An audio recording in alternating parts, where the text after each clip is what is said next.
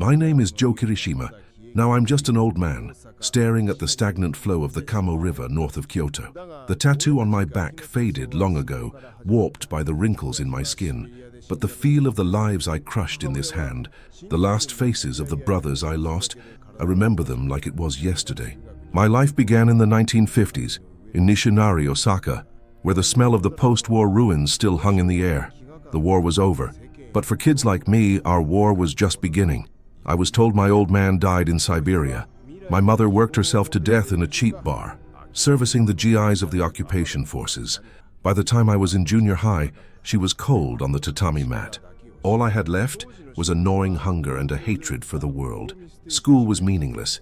The classroom was a place for kids who had hope for the future, or for idiots who didn't even know how to give up. I was neither. I believed only in strength. The newspapers back then were making a big deal about the Oh Mistake incident in Tokyo. Some 19-year-old kid, obsessed with American culture, robbed a university's payroll and just said, "Oh, mistake." The world lamented the corruption of the post-war generation, but I remember reading that article in the corner of a toilet stall and feeling a strange thrill.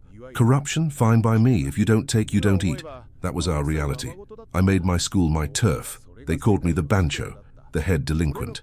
Looking back, it was just childish make-believe, but at the time it was my entire world. About 20 other hungry kids gathered for my crew. We'd grab teachers by the collar in the middle of class, smoke cigarettes in the hallway. Nobody crossed us. The teachers couldn't even look me in the eye. They were afraid of us. Or no, they were afraid of the smell of poverty and violence that clung to us. We spent our days fighting other schools. Our weapons were broken school desk legs, bicycle chains, and sometimes steel pipes stolen from our parents' workplaces. One rainy day in an abandoned factory in Abeno, I had a one-on-one fight with a rival school's bancho. He was a head taller than me, bragged about doing judo. "Kirishima, you goddamn orphan, don't get so full of yourself." The moment I heard those words, something in my head snapped. When I came to, I was on top of him, smashing his face into the concrete floor. The smell of blood and the sound of the leaking rain. I only stopped when he went limp. "You went too far, Joe," one of my buddies said, his voice trembling. But I felt a strange high, more than fear. I could break someone this much, just with my fists. That's when I saw him, a shadow standing in the factory entrance. A black suit, a thin tie. The man stood soaking wet without an umbrella, quietly smoking a cigarette and watching us. "You've got good eyes, kid." His voice was low, but it carried. The man introduced himself as Sasaki. He was a young soldier for the Yamashiro Gumi, a clan that was rapidly gaining power in Minami. A spirited kid like you ends up in one of two places. You either rot in a juvie hall, or you become the real thing like us. Sasaki-san glanced at the bancho I'd half killed and snorted. "He ain't getting up. You got nowhere to go, right? Come with us. I'll teach you what real strength is." I hadn't even graduated junior high. Not that I was ever going to get a diploma anyway. I looked down at my own bloody fist. This bancho game was over. I was tired of being the king of a tiny fishbowl called school. I took the thick, calloused hand Sasaki-san offered me. His palm was hard and dry like sandpaper. That was the winter I turned 16. The winter I stopped being Joe Kirishima, the person, and became Kirishima of the Yamashiro Gumi, the tool. The world that waited for me when I passed through the Yamashiro Gumi's doors was completely different from my delinquent crew. The small office in Nishinari was always thick with a mix of incense, cigarette smoke, and the smell of men's sweat. I became a houseboy, a live-in apprentice.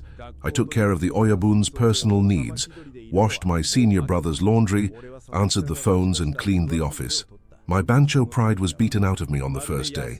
"Joe, your eyes, they're not dead yet." Sasaki-san, my aniki from now on, said that as he watched me wring out a rag in the corner. "Here, bragging about your schoolyard fights means nothing. What matters is suji, the code, and gammon, endurance. Suji. In this world, there were rules heavier than the law. The Oyabun's word was absolute. An older brother's command was absolute. And I was drilled that putting your body on the line for the clan was ninkyo and chivalry and honor. One night, a call came into the office. One of our young guys had gotten into a brawl at a cabaret in Minami with another crew. A new outfit from Kobe, I think. "Joe, get the car. You're coming with your aniki." I didn't even have a license, but that didn't matter. I drove Sasaki no Aniki and two other brothers in a stolen Prince sedan, tearing through the Minami night. The club was a mess. Overturned tables and broken glass everywhere. Our young guy was on the floor, bleeding from his forehead. There were 5 of them. They were flashing their dosu on short swords. "Who the hell are you?" Sasaki Aniki stepped forward, his hand in his suit jacket. "We're Yamashiro. Don't you think you've gone a little too far? This is our turf." "Huh? Yamashiro? Never heard of him. You heard of the Yamaken from Kobe, asshole?" The air was electric. The next second, Aniki moved. Faster than the guy could draw his blade, Aniki pulled a pistol from his coat, a customized Nambu from the war, probably from the black market, and shot the leader straight through the kneecap. The dry gunshot echoed off the cheap chandelier. It was the first real gunshot I'd ever heard. I had to fight just to keep my legs from buckling. This wasn't a school fight. This was killing. The rest of them scattered, leaving their wounded man behind. Aniki stepped on the groaning man's head and spoke, his voice ice. "If you value your life, don't ever set foot in Minami again. Next time, I'll put a hole in that rotten skull of yours." On the drive back, I couldn't stop shaking. "Scared you, Joe?" Aniki looked at me in the rearview mirror. "That's Otoshimai, taking responsibility. We're Yakuza. We don't bother civilians, but anyone who tries to bend our suji, we educate them. Remember that." That night, for the first time, I understood the weight of living in this world. A year passed. By the late 1950s, Japan was gripped by the fever of high-speed economic growth. The old black markets of Osaka were being torn down and replaced with modern buildings. But when the light gets brighter, the shadows get deeper. Our shinogi hustles started to change. It wasn't just the old-school gambling dens and protection money from street stores anymore. It was construction deals, loan sharking, and hire-upon methamphetamine. Sasaki no Aniki hated those new hustles. A Yakuza is ninkyo. Making money off shabu, dope, is for degenerates, he'd say. But the Oyabun and the other executives were worried about the expansion of the massive Kobe organization, the Yamaguchi Gumi. To fight them, they needed money, a hell of a lot of money. I was finally graduating from being an errand boy and starting to get my own small turf. I was still a good fighter, but that alone wouldn't get you to the top in this world. From Sasaki no Aniki, I learned endurance. And from another one of my senior brothers, Matsui-san, I learned cunning. Matsui-san was my opposite, a failed intellectual, always acting like he had an abacus in his head. But the things he did were dirtier than anyone. "Joe, you're too clumsy. Fighting isn't everything. You have to hit them where it hurts the most, their family, their money, their pride." Around this time, Sukuban, delinquent girl gangs, were starting to make a scene. Long skirts, razor blades hidden in their clothes, walking in packs. They were a new breed, not around when I was a bancho.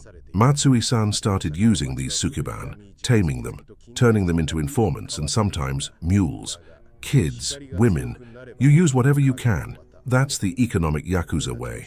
I couldn't stand Matsui's methods, but it was clear that Matsui was the one the Oyabun favored. I was torn. Sasaki no Aniki's old ninkyo and Matsui-san's new violence. Which one was I supposed to choose? Truth is, in this world, I didn't have the luxury of choosing. To survive, I just had to step deeper and deeper into this swamp of blood and greed. As the 1950s ended, and all of Japan was swept up in the fever of the Olympic boom, our Yamashiro Gumi was also rapidly expanding in the shadows. Our turf in Minami grew, and every time a new building went up, our hustles increased. But at the center of it all was, as expected, Matsui-san. Matsui worked with legitimate construction companies and real estate agents on the surface, making huge money from jiage, land acquisition, and adjusting public works projects. The era of Yakuza sweating over gambling mats was ending. "Joe, use your head. You think you can eat off your fists forever?" Matsui, dressed in a pure white suit, said this to me while counting a thick wad of cash. Next to him stood a young soldier with a sharp look I hadn't seen before. Matsui's personal muscle. I was still loyal to Sasaki no Aniki, but Aniki's position within the clan was becoming precarious. "Joe, money is important, but don't sell your soul for it. We are ninkyo. Money earned without suji will destroy you one day." Aniki especially despised the white powder that Matsui was dealing in the background, Hiropon, and the new high-purity heroin called China White. That stuff rots the Japanese down to the bone. It's the same as when we lost the war. There are things a Yakuza can sell and things he can't. But the Oyabun thought differently. The Yamaguchi Gumi from Kobe was threatening to swallow Osaka, waging war day and night. We needed money to feed our soldiers, to buy new chaka, guns. And the truth was, the money Matsui was bringing in was supporting the Yamashiro Gumi. I was caught between my two Anikis, my loyalty to Sasaki and the power, money that Matsui represented.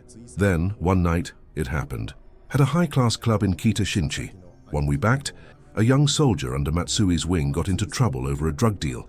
The other party was a third-tier affiliate of the Yamaguchi Gumi, in from Kobe. Matsui's kid stabbed their guy. Suddenly, the air in Osaka turned sour. It's war. The tension in the office was so thick you could cut it. But Matsui stood in front of the Oyabun and said, "Oyabun, this isn't war, it's an accident. They were just arguing over a dope deal. If we wrap up some settlement money and follow the Suji, this will blow over." Sasaki no Aniki cut him off. "Matsui, who the hell do you think you are? This started because your kid was pushing that forbidden shabu on our turf. If you want to talk Suji, shouldn't you be the one cutting off a finger first?" "Aniki," Matsui looked at Sasaki with cold eyes. "Times have changed. You think those Kobe bastards will be satisfied with a finger or two? They want money and our turf, that's all. You degenerate." Sasaki no Aniki reached for his blade. I desperately held him back. "Oyabun, please let me go." I got on my knees, hands on the floor.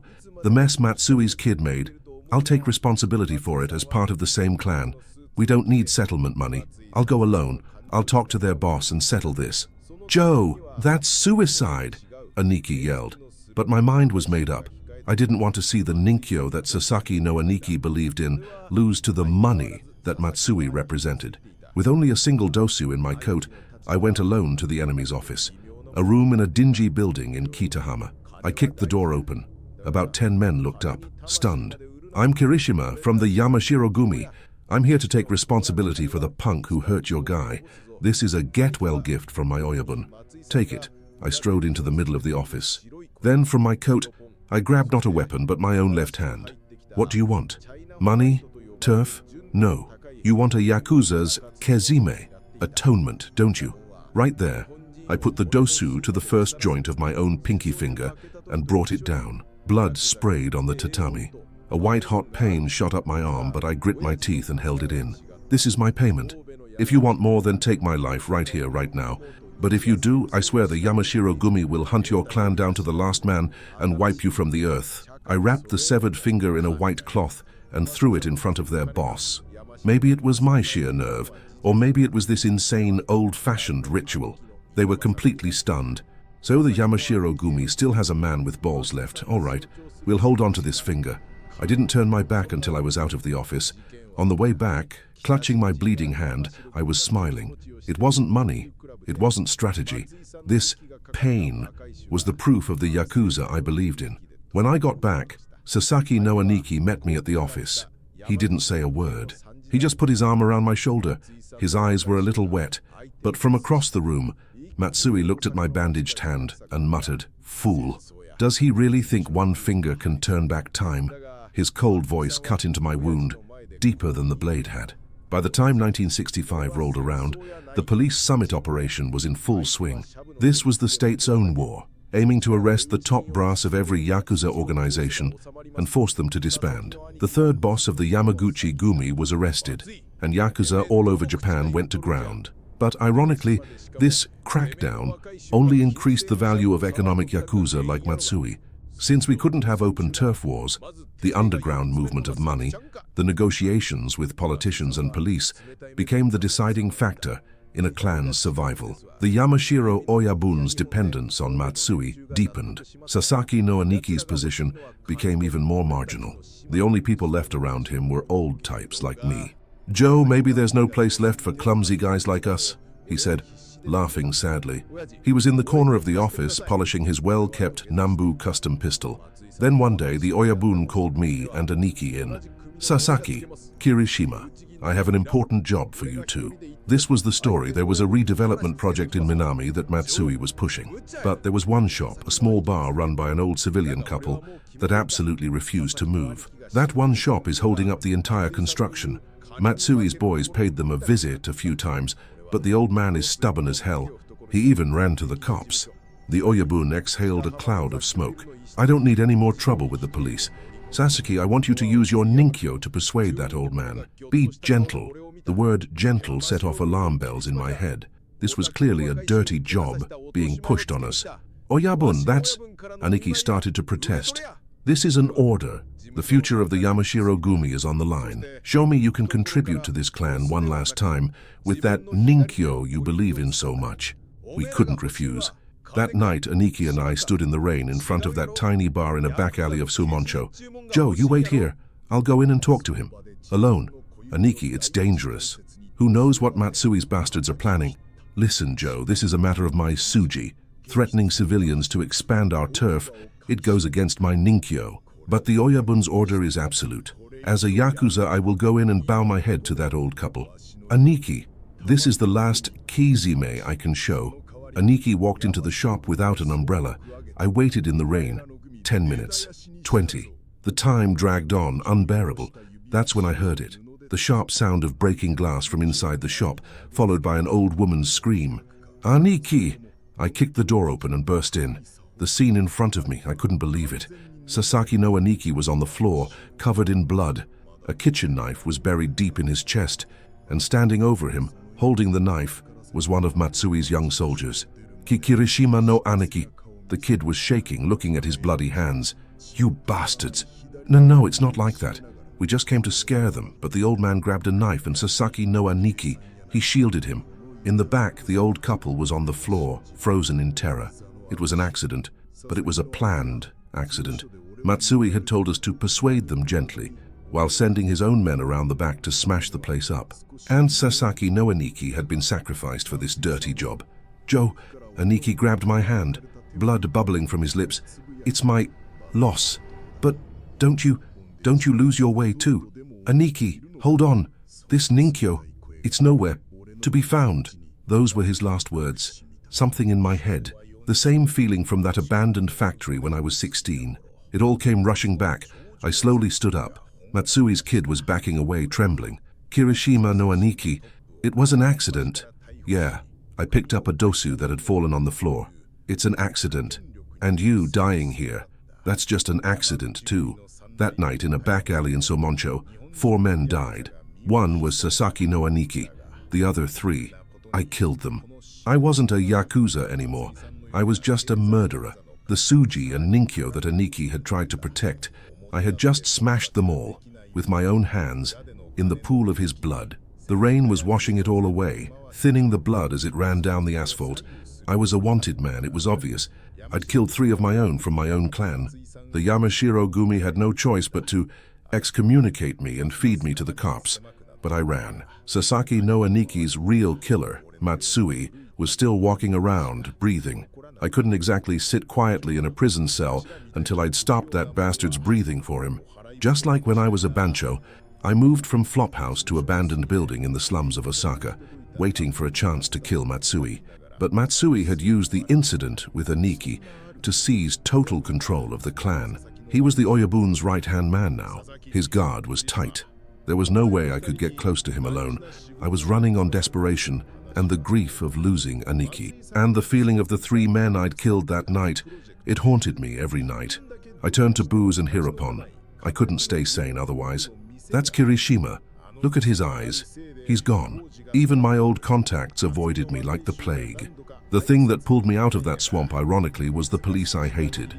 The year was 1970, Showa 45. All of Japan was high on humanity's progress and harmony at the Osaka Expo 70. I was in a cheap inn in Shinsekai, shaking from withdrawal, when they kicked the door in. I was arrested without a fight. I didn't even have the energy to resist. The trial was quick. Regardless of motive, I'd killed 3 men. It wasn't even a Yakuza turf war. It was infighting. I was charged with murder, weapons possession and narcotics violations. The prosecutor asked for life. In the end, the sentence was 20 years.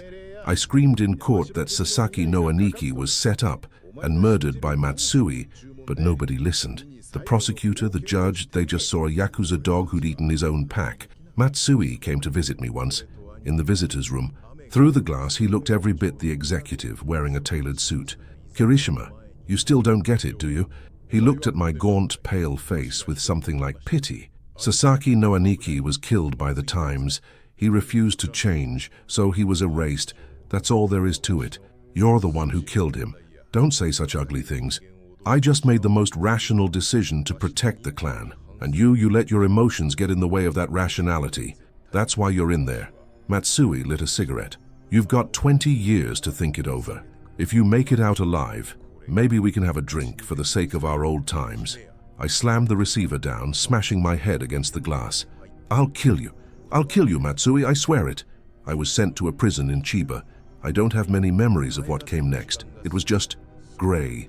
The same thing, over and over. Wake up, roll call, factory, meal, sleep. I was a model prisoner.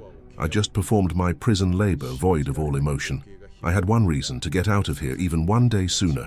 The obsession with killing Matsui was the only thing that kept me alive. The prison TV showed me what was happening in the outside world. I watched the Asama Sanso incident, where the United Red Army was purging and killing its own members before a massive police shootout. They're no different from us, I thought. They could talk about their grand revolution, but what they were doing was no different from our Yakuza infighting and lynchings. I saw the oil shock, watched people panic and fight over toilet paper. The sight of civilians being controlled by money was almost funny. And then news came that the Yamaichi War had started between the Yamaguchi-gumi and a crew that had split from it. The Yakuza world had entered an era of war on a scale I couldn't even imagine. And I just sat inside those walls, staring at a calendar, crossing off the days, waiting for my release. Sasaki no Aniki's Ninkyo, Matsui's rationality, none of it mattered anymore. Only one thing was left in my heart, a cold, frozen hatred for Matsui. The Showa era ended, and the Heisei era was about to begin. After serving 15 years, I was paroled and returned to the outside world. It was Showa 63, 1988. I was 46 years old. The city of Osaka, which I hadn't seen in 15 years, was not the city I knew. The Glico Man sign in Dotonbori was flashier. The streets were blaring with noisy music from places called discos, and the women were all wearing neon-colored clothes with shoulder pads. Everyone reeked of money. All of Japan was sick with a new kind of fever for the first time since the post-war ruins. They called it the bubble economy. I was a man out of time. I went to Nishinari, to the place where the Yamashiro-gumi office used to be. The old wooden office, stained with the smell of incense and cigarettes, was gone. In its place stood a 10-story glass and steel Yamashiro Enterprises building. There was even a receptionist in a uniform in the lobby. As I tried to walk in, a young Yakuza with a punch-perm haircut glared at me. "Who are you?" "This ain't open to the public. I'm Kirishima. I was here 15 years ago." The young soldier looked at me funny but made a call to someone inside. Eventually, the elevator opened and a familiar face emerged. Or rather, the ruins of a familiar face. "Kirishima-san?" It was Matsui, but not the Matsui I remembered. He was in his mid-50s, wearing silver-rimmed glasses and a fine Italian suit. And what shocked me was his face, his left eye, the eye I had tried to gouge out that night. It was a glass eye. "It's been a long time. I never thought you'd actually get out." Matsui led me to the president's office. It wasn't a Yakuza office, it was the executive suite of a major corporation. "Theo Yabun. He passed away 5 years ago, liver. I'm the third-generation boss now." Matsui said it calmly. "Sasaki no Aniki's grave is in Tennoji." "I see." I didn't know what to say. I had endured 15 years to kill this man, but the man in front of me was no longer the Matsui I knew. "Kirishima-san, I'm sure you understand, but you are an excommunicated man. By rights, I shouldn't even be letting you into this building. But I want to reward you for your trouble. I've never forgotten about Sasaki no Aniki either. That was a tragedy, brought on by the changing of the times." Matsui placed a thick envelope on the table. "It's not severance pay, think of it as your retirement bonus. Take this, become a civilian, and go live quietly somewhere far away." I didn't have to look inside. It was a brick of cash. "The Yamashiro-gumi has changed. Our shinogi now is real estate, finance, and international trade. The era of fighting with blades and guns is over. Now we fight with laws and money." I stared at the envelope. 15 years of hatred. I felt it all turn to cold ash in an instant. The man I came to kill wasn't here. The clan I was supposed to return to didn't exist. The Ninkyo I believed in, it had died long ago, along with Sasaki no Aniki. "Let me ask you one thing." I finally spoke. "That night at the shop in Somancho, was that your plan all along?" Matsui looked at me, his one good eye staring right through his glass one. "Kirishima-san, you're still talking about that. That's why you lost." Matsui stood up. 15 years ago, when you came to kill me, your move was perfect. If I hadn't instinctively used my lighter to block my eye, I'd be dead. Your killing intent was real. But what did that intent get you? You lost 15 years and I lost an eye. And the Yamashiro Gumi. It ended up being inherited by a rational man like me. That's your answer. I grabbed the envelope. Just write down the location of Aniki's grave for me. Those were the last words I ever spoke to Matsui. I used some of the money from Matsui to buy a suit. On my body, which was so used to prison fatigues, even this cheap off-the-rack suit felt like heavy armor. I went to the cemetery in Tennoji. The small headstone, carved with the name Tsuyoshi Sasaki, was clean. Someone had been taking care of it. I lit a Shinsei, Aniki's favorite brand of cigarette, and placed it on the stone. Aniki. I lost. No tears came. There's nothing left of what you tried to protect. Matsui won. No, not Matsui. Some monster they call the Times. It swallowed everything. I choked on the taste of my first cigarette in 15 years. I left Osaka. I couldn't bring myself to use Matsui's money. I sent most of it anonymously to the manager of a flophouse in Nishinari who'd helped me out way back when. I drifted to Kyoto north across the Kamo River and ended up in a cheap apartment in Nishijin. I got by as a day laborer, hauling dirt. Even when the bubble burst and all of Japan started crying about the lost decade, I just kept digging day after day in silence. Once on my back, I had a magnificent ascending dragon, the proof that the Oyabun had recognized me. But after prison, and all the sweat and grime from manual labor, that dragon is now just a faded stain. I can't even tell what it was supposed to be. This hand has killed men. This back, I once believed, carried Ninkyo. What do I have left now? Sasaki no Aniki's final face? Matsui's cold glass eye? No, nothing is left. I am just an old man named Joe Kirishima, the Bancho of Nishinari, Kirishima of the Yamashiro Gumi, Kirishima the murderer. They're all gone. Sometimes when it rains, I remember the asphalt in Soemoncho that night, the sight of Aniki's blood mixing with the rainwater, flowing into the gutter. That was the end of my Showa era. I don't know what happened to Matsui. Maybe he died in one of the violent wars that came after the Yamaichi conflict. Or maybe he's still alive, sitting in the top floor office of some building, pulling Japan's strings from the shadows. I don't care anymore. I lost my way, just like Aniki said I would. Or maybe the path we were on from the very beginning. Maybe it was never the path of Ninkyo. Maybe it was just a dead-end alley soaked in blood and money. My confession ends here. There is no light left in my life, not even an afterglow. There is only this, my gnarled fist, missing its pinky finger, the only scar left to prove I ever lived. And even now, it still aches.